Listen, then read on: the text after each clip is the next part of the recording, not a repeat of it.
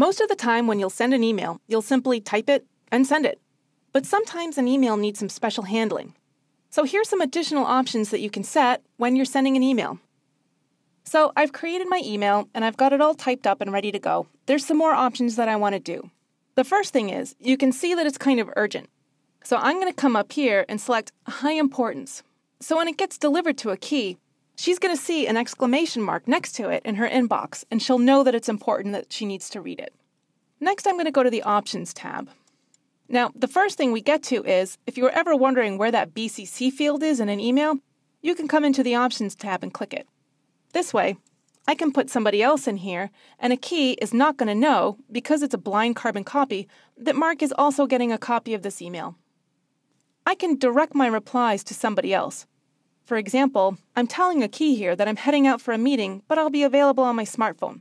If I don't have this email address on my smartphone, I can change the reply to be sent to one that does.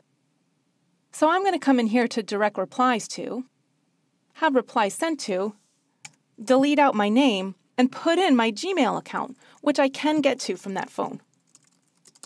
I can click Close, and then I can also set a Delay Delivery option. This is if I want this email to go out at a later date and not necessarily today.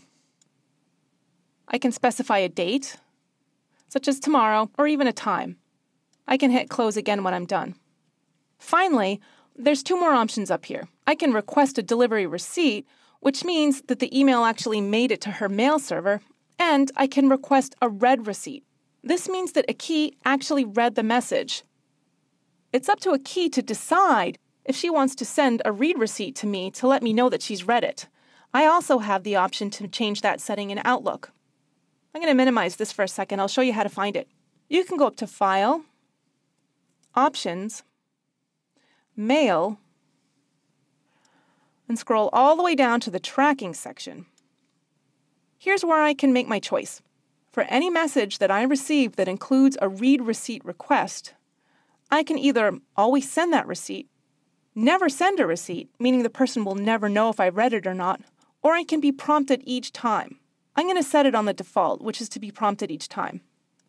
I click OK, and my choice has been sent.